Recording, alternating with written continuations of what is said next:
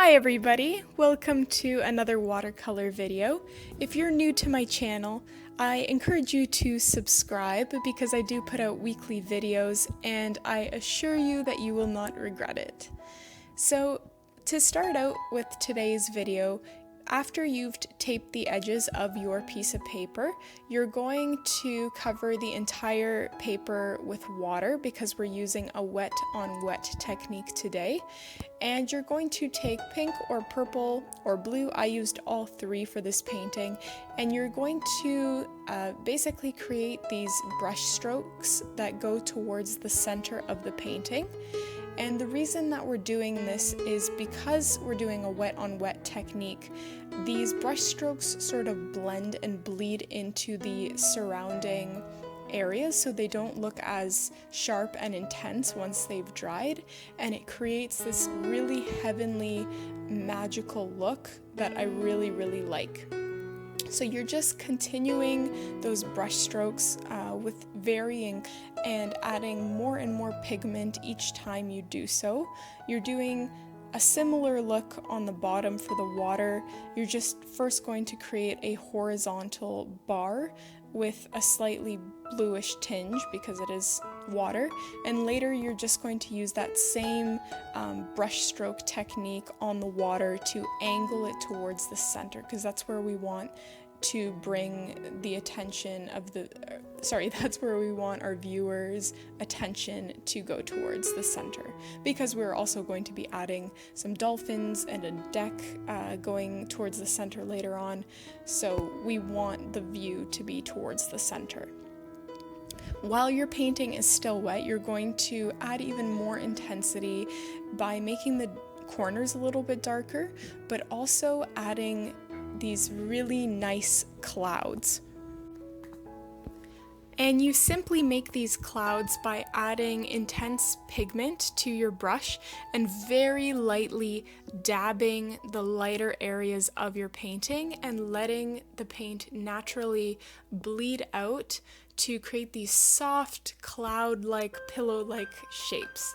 And you can create as many as you'd like. I did a few towards the center just to make it, like I said, more heavenly. Don't forget, like I said earlier, to just create that same brush stroke technique on the bottom in the water section of your painting. So once your painting has completely dried, I used a hair dryer to dry mine a little bit quicker, you're going to just pencil in the deck of your painting and make sure to angle it so that it looks as though you're walking into the far distance of the painting.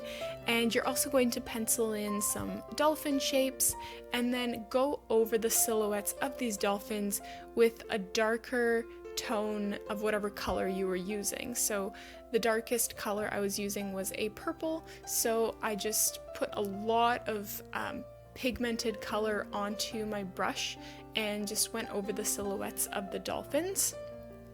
You want to do the exact same thing for the deck. I just freehanded it, but I do encourage you to use a ruler if that's easier for you. And with the part that I'm doing now with the handlebars here, I know it's very tempting to angle them, but make sure that you paint them on completely vertical. It will add the appropriate depth and I guess reality to your painting.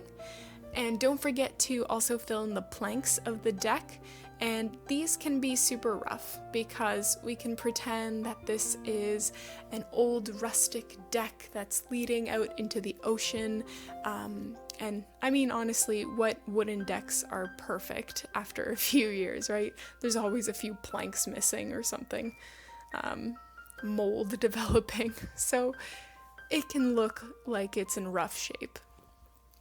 Finally, you're also going to add a little bit of detail on the water just to make it look like actual water, because right now it looks just very cloudy.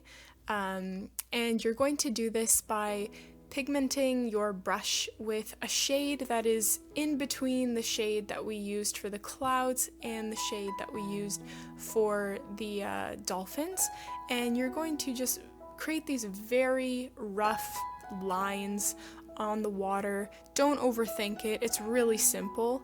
And the way that I chose to do it, I basically wanted to make the corners a little bit darker, only because the sky itself, the center, is very bright, so I wanted, I guess, that brightness to reflect onto the center of the water as well.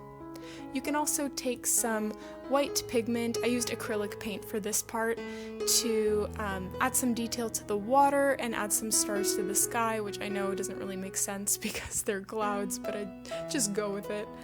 Peel the tape off, and there's your painting. I hope you guys enjoyed this video. If you did, please don't forget to subscribe, hit the like button, and I hope you have a wonderful day.